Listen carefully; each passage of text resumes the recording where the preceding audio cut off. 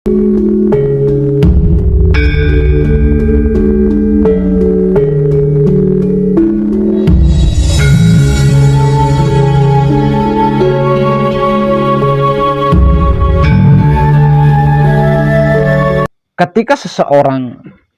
seseorang itu menuju ranah suci,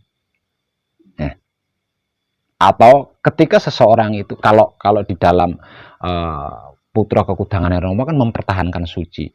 Ini sebenarnya sama, entah itu mempertahankan suci atau menuju suci.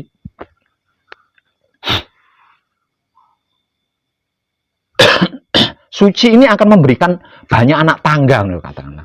Lah anak tangga yang saya maksud itu yo masalah, yo dan lain sebagainya itu tadi gitu loh. Lah mayoritas orang kan menolak anak tangga ini tadi gitu loh. Menolak anak tangga ini tadi. Padahal gue anak tangga itu anak tangga. Makanya saya katakan semakin banyak masalah sesungguhnya kita itu semakin mudah untuk, karena aslinya ki apa jenenge anak tangga katakanlah. Itu bisa dipastikan kok. Semisal contoh, sebelum mempelajari Wahyu Pancagaib, sebelum mengkaji Wahyu Pancagaib, saya hanya punya 3 masalah. Nah, setelah saya mempelajari Wahyu Pancagaib, setelah saya mengkaji Wahyu Pancagaib dan mempraktekkan Wahyu Pancagaib, bisa jadi 13 masalah. Ya, ini untuk mereka pada awamnya kan, aku saya belajar di Wahyu Pancagaib kan pengen tentrem. Setelah belajar Wahyu Pancagaib malah orang tambah tentrem, malah masalah malah datang bertubi-tubi. Oh, bedal itu kesempatan emas. Kesempatan emas. Iya, karena itu anak tangganya gitu. Itu anak tangganya. Lah yang menjadikan seseorang itu merasa bermasalah dikarenakan tidak sadar diri. Tidak sadar diri. Nah, karena tidak sadar diri akhirnya tidak mampu, tidak bisa menaiki anak tangga itu tadi. Kok nyengah? Aku ini kok malah akhirnya lari dari kenyataan. Iya. Satu, lari dari kenyataan, mempelajari yang lainnya selain Wahyu Pancagaib. Akeh ini akeh. Banyak di sini. Banyak di situ. Ya, dulu saya juga mengalami hal yang sama seperti itu. Loh, sawising ini, padahal aku yakin, aku percaya iki sesuatu yang wah, tapi kok malang ini. Itu saya pelajari dulu. Kenapa? Kan saya sudah percaya, bahkan sering membuktikan kan, sering mendapat kesaksian tentang apa yang saya percayai itu. Tapi kenapa di titik-titik tertentu kok saya buntu gitu loh. Di titik-titik tertentu kok saya berat. Ada apa ini? Kenapa ini? Nah, setelah saya ketahui ternyata itu anak tangga. Nah, setelah saya mengetahui, oh tak tantang Gusti Allah. Tak tantang. Wahai masalah, datanglah kepadaku lebih besar lagi. Wahai masalah, datanglah kepadaku lebih besar lagi. Dan aku tidak akan pernah takut. Karena apa? Karena saya sudah manunggal kawula Gusti yang bisa menghancurkan, bahkan menyempurnakan apapun masalah itu.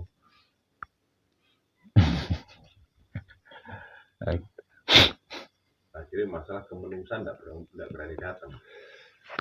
Tetep kok. Tapi mau nyenggol kok.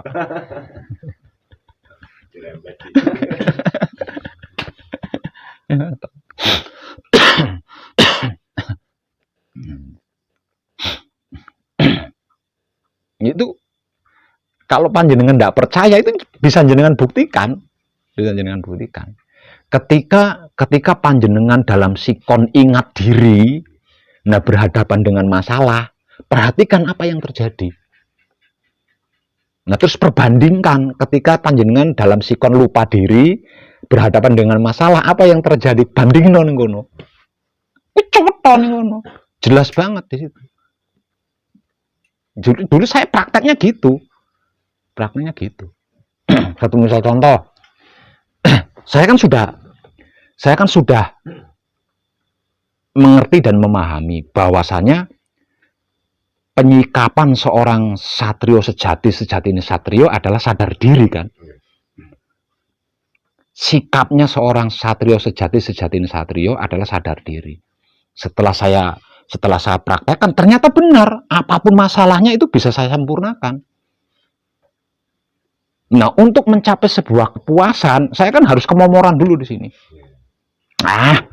Sedulur rapat apa? Dan ketika saya mendapat masalah, saya perhatikan lagi apa yang terjadi. Itu teknik saya dulu gitu, teknik saya. Dan ketika saya ngadepi masalah, ya gulung komeng aku.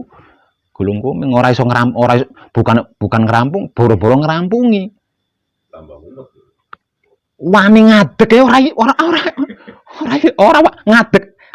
ngadepi ora wani ndelik melayu. Oh, ya akhirnya kan gitu. Itu teknik saya belajar dulu seperti itu.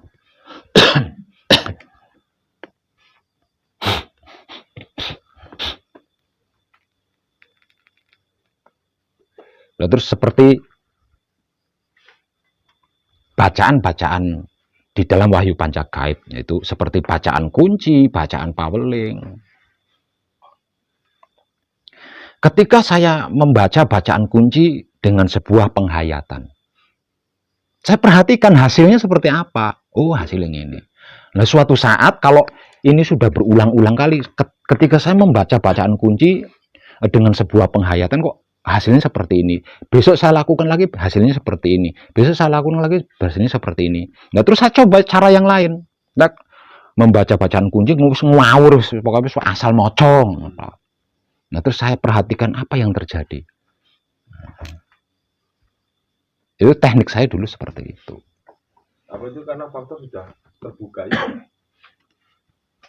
Enggak, itu untuk kepuasan loh. Maksudnya aku biar tahu apa rasanya, perbandingannya, supaya tahu perbandingannya.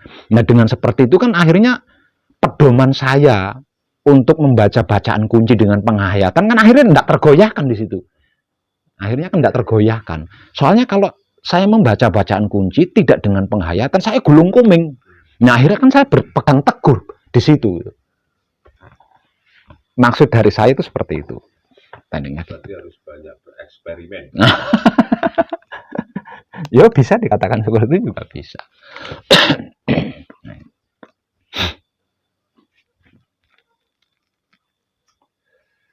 Nah, makanya apapun yang saya informasikan aslinya itu sudah matang, karena sebelumnya kan sudah saya olah dulu. Nah, kalau tidak percaya ya silahkan dibuktikan. Nah, caranya membuktikannya gunakan teknik seperti yang saya tadi gitu. Caranya ngono. Tapi ya jauh getun ya, jenengan buang-buang waktu tok. Malah jadi guru yang terbaik. Ya, gitu.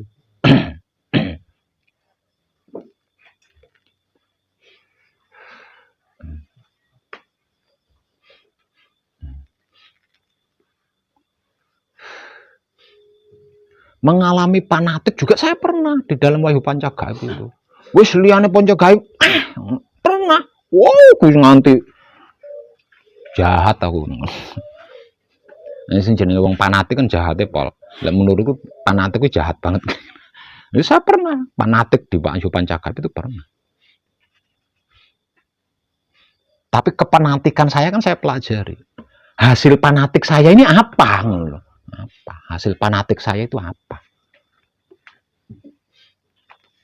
Nah, setelah mentok, jebule orang apa-apa nih, orang hasil apa-apa ini nggak enak.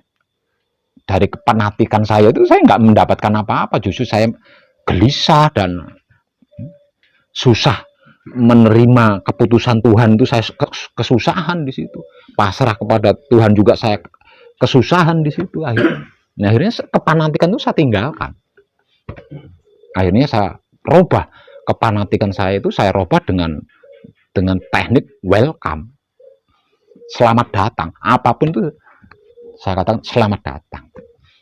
Jika perlu datanglah lebih besar.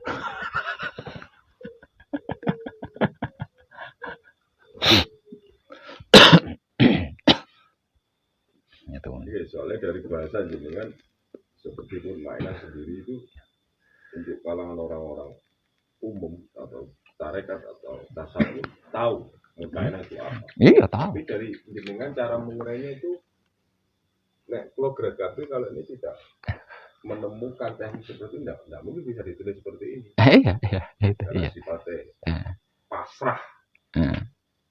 Tapi gimana sih pasrah? Karena jenengan menemukan itu kan karena mengalami. Iya. Lah terus pemosisian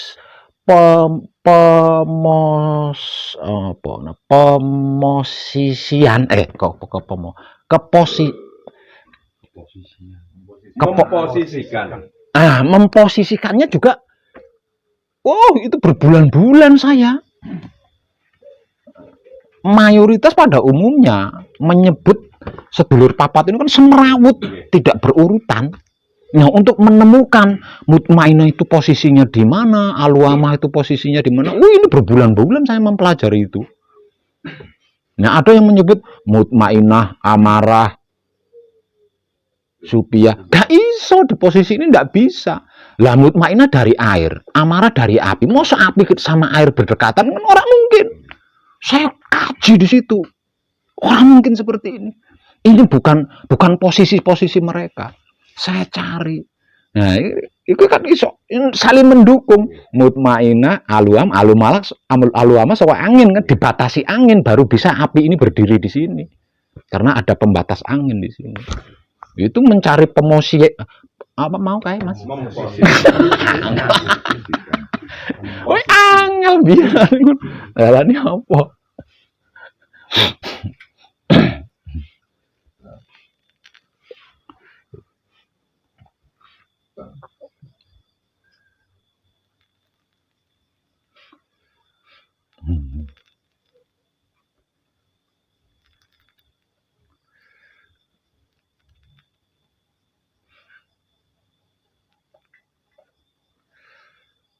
Pengkiblatannya juga itu enggak sembarangan.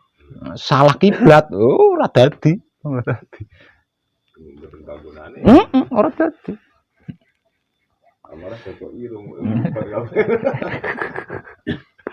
Ora dadi.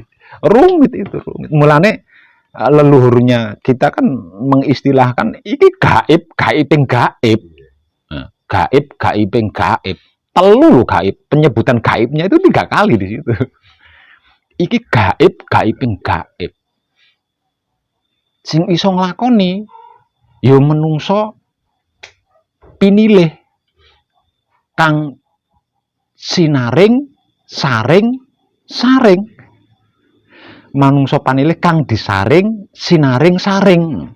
Saring telu ning kono. Ora rumit, Mas. Rumit gitu.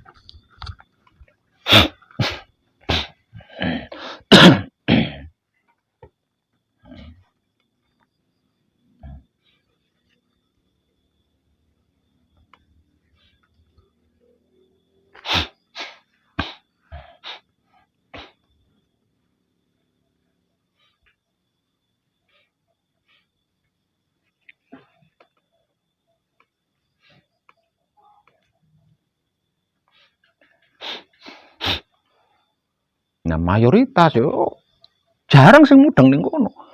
Ada yang di dalam patrapnya itu setelah patrap kunci langsung ke mijil ada. Engko ono kalane bar mijil terus pauling itu ada. Jadi semrawut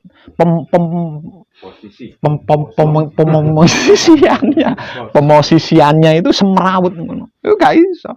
Dan di sini saya menemukan benar-benar tertata di situ. Makanya kenapa mijil kok harus setelah setelah paweling? mijil kok harus setelah pameling. Karena apa? Karena nggak bisa dari kunci langsung ke mijil itu nggak bisa. Harus ada penengah di situ, harus ada pembatas.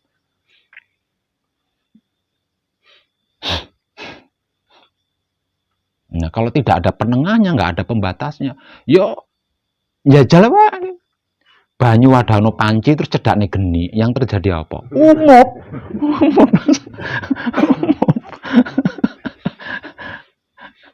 Umup ngono dadi. Lalu umupe kesuwen asat.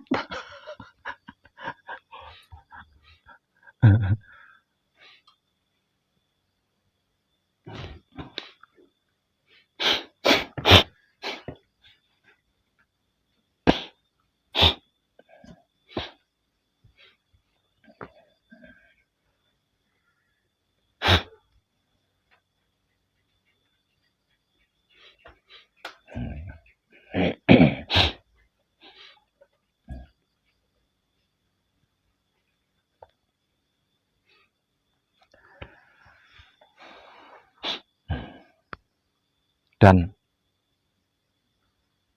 ilmu pengertian, ilmu pemahaman, ilmu pengetahuan terekstrim di dalam Wahyu Panca Gaib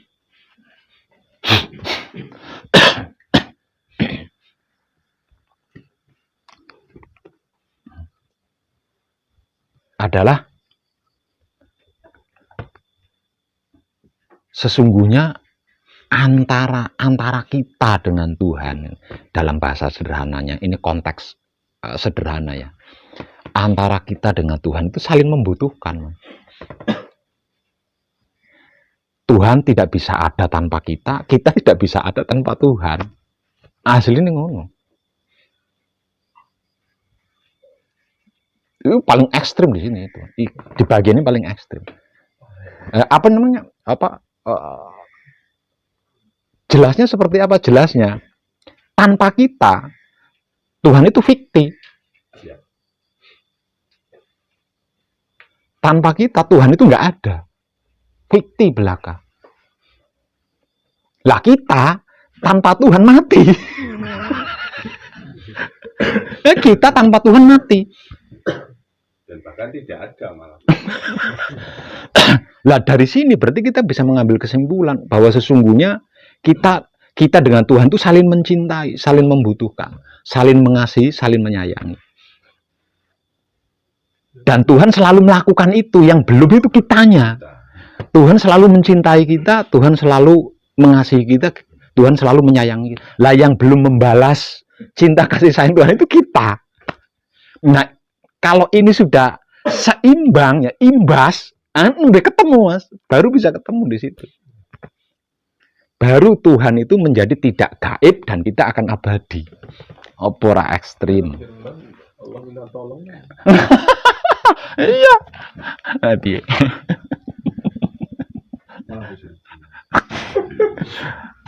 Iya, gimana?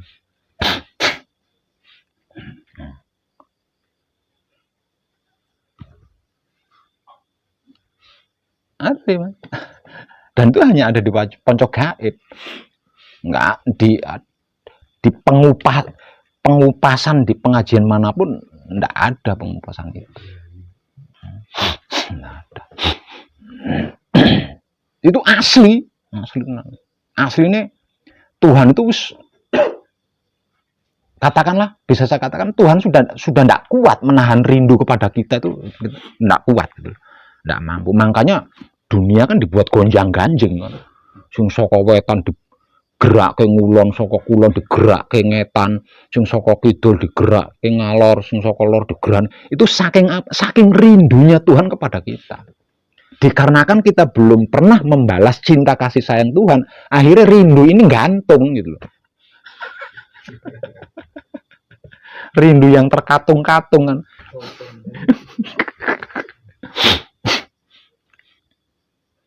Cinta Tuhan bertepuk sebelah makanya tidak ada Tuhan yang ada duit.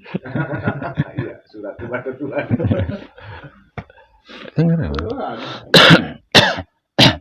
Lah, ini eranya. Di akhir zaman ini adalah era Tuhan. Ini peradaban Tuhan. Ini kedaulatan Tuhan. Makanya saya katakan di era Tuhan, di peradaban Tuhan ini, atau di kedaulatan Tuhan ini, sudah bukan kita yang berusaha mengenal Tuhan, tapi Tuhan yang berusaha memperkenalkan dirinya kepada kita. Dipermudah, Mas. Dipermudah. Saking rindunya. Ya, saking rindunya. Karena engkau tidak pernah bisa menemukan aku, padahal aku ada di dalam dirimu. Oke deh, sekarang aku yang memperkenalkan diri kepadamu. Nggak kurang apa? Mengalah demi cinta. Lah dudu Gusti Allah apa ya iso? Iya. Ora iso.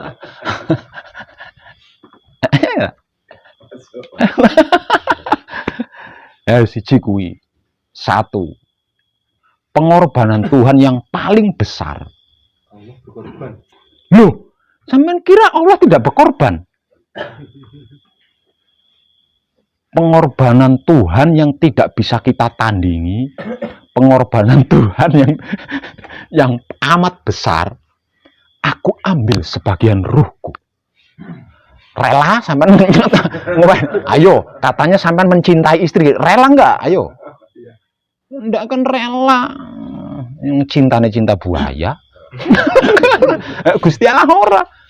Untuk membuktikan cinta kasih sayangnya kepada makhluk, Tuhan rela, aku ambil sebagian ruhku. Mentok Mas di situ. Enggak ada yang lebih dari itu, Quran. Disitulah Maha Suci.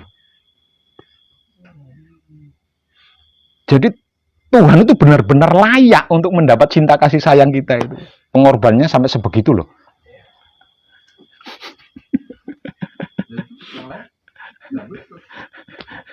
Ambil lagi. Berikan sebagian rohku, atau dijalurkan. Lawang balik lu. Diteror tuh bangsa. Jaluk neh. Mati ya. Itu luar biasa loh. Dan banyak yang nggak menyadari itu banyak. Nah selama ini kan kita beranggapan kan bahwa Tuhan itu sesuatu yang terhormat, jadi kita harus menghadap Tuhan itu harus dumpuk ya Tuhan. Gitu. Dan Tuhan itu tidak serumit itu gitu. Tuhan itu tidak sesakral itu gitu. Jadi untuk menghadap Tuhan itu tidak harus pakai dengkul gitu. Ulololoi linggis. Enggak seperti itu. Kalau ini gitu lah. Enggak gitu. Jadi, pokoknya iya cara. Bisa kalau harus saya gambarkan Tuhan itu seperti monyor-monyore jeruk gitu. Di siang bolong. Wis jan kemecer. Seperti itu loh. Jadi takut kepada Tuhan. Itu konyol loh. Emangnya Tuhan itu seperti mak lampir, menakutkan. Itu nggak mlebu iki Mas, nggak masuk itu. Saya takut kepada Tuhan. Tuhan itu bukan sundel bolong. Tuhan itu bukan sundel bolong. Apalagi sampai demi nama Tuhan, aku bom gereja. Berarti Tuhan itu hanya butuh dicintai. Bukan butuh dicintai, dibalas. Dibalas cinta. Cintanya itu dibalas. Cintanya itu dibalas. Makanya kita belajar membodohkan diri.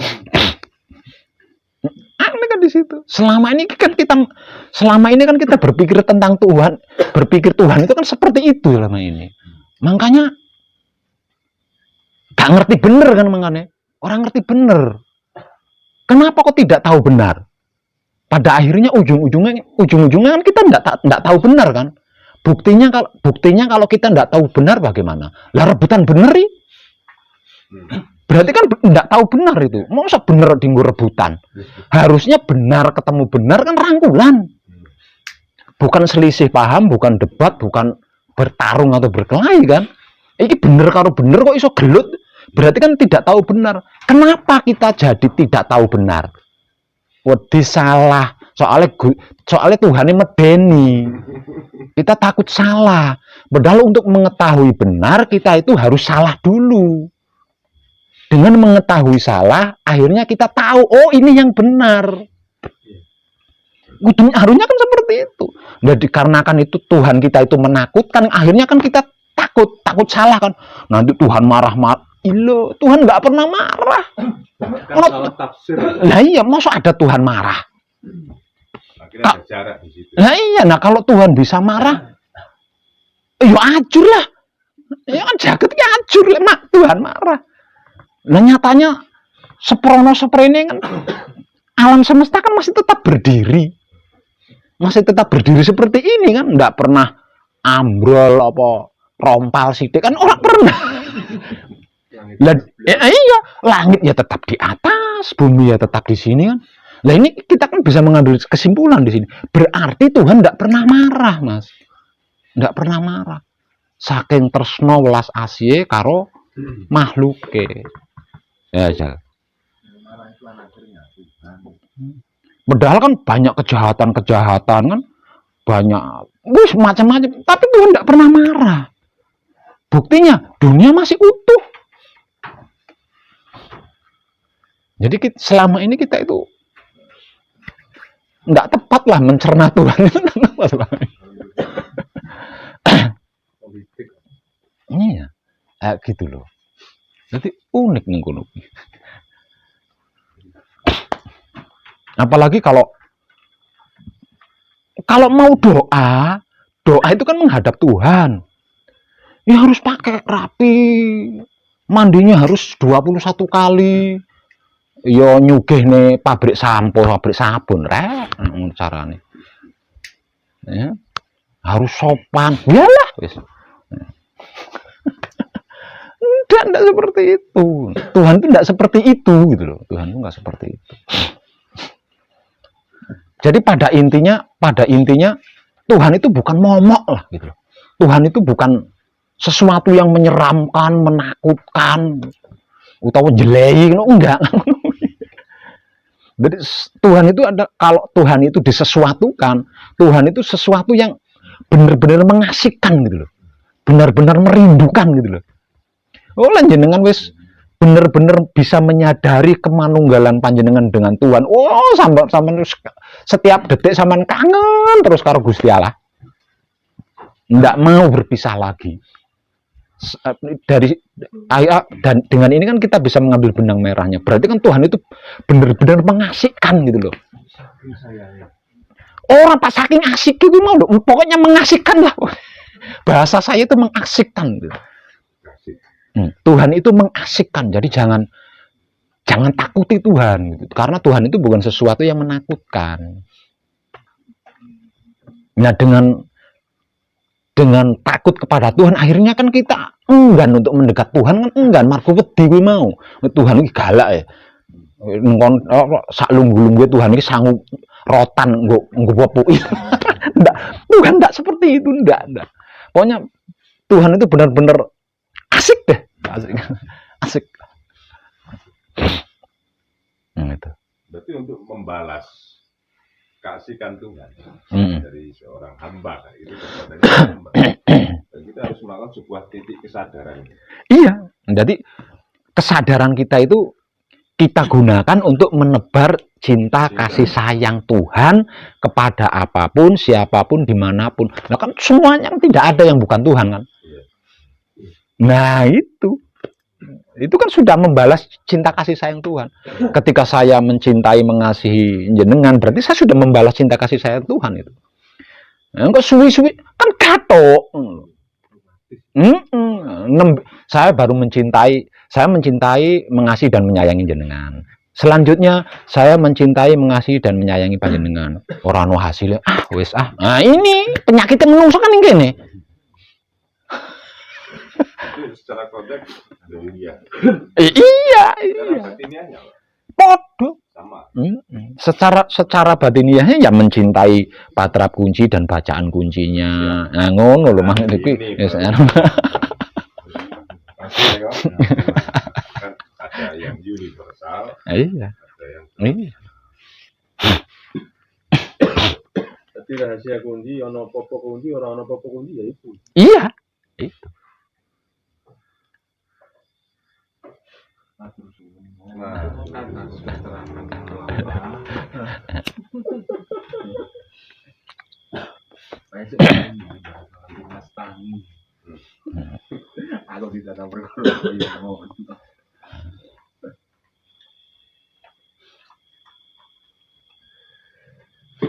karena saya dulu sering membicarakan tentang ketuhanan di wilayah kurang lebihnya mirip seperti Pak Wes.